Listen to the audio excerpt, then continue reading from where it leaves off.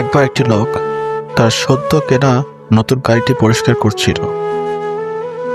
হঠাৎ দেখে তার 6 বছরের ছোট ছেলেটি লোহার কিছু একটা দিয়ে গাড়ির গায়ে আঁচড় কাটছিল।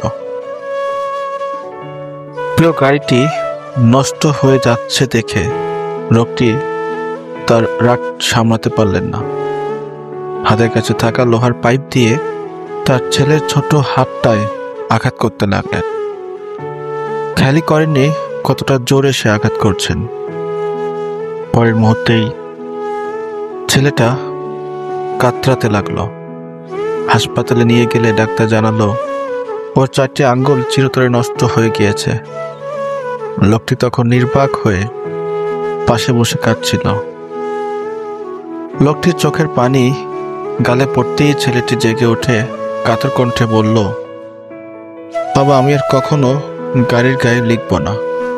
আমার আঙ্গুলগুলো কি আগের মতো ঠিক হবে?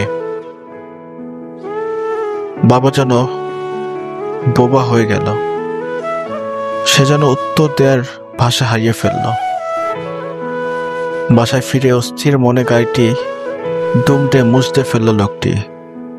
কিছুক্ষণ পর হঠাৎ তার চোখ গেল গাড়ির গায়ে, যেখানে তার ছেলে ছোট হাতে লিখেছিল, লাভ ইউ ড্যাড, ভালোবাসি বাবা।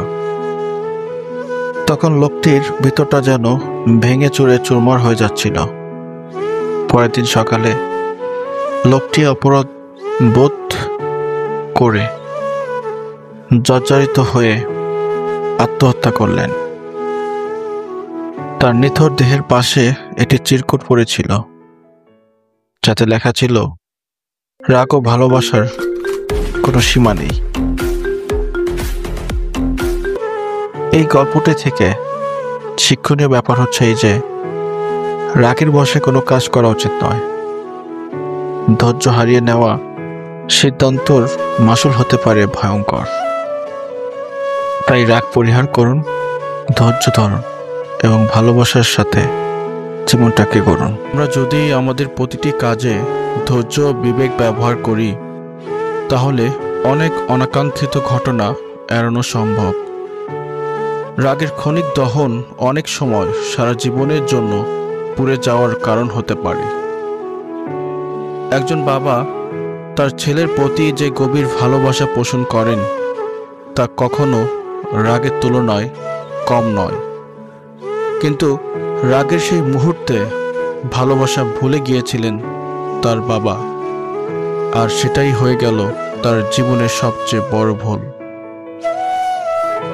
শেষ কথা, রাগের আগুনে পুড়িয়ে ফেলবেন না আপনার প্রিয় মানুষগুলোকে, কারণ সম্পর্ক একবার নষ্ট হলে সেটা আগের মতো হয় না।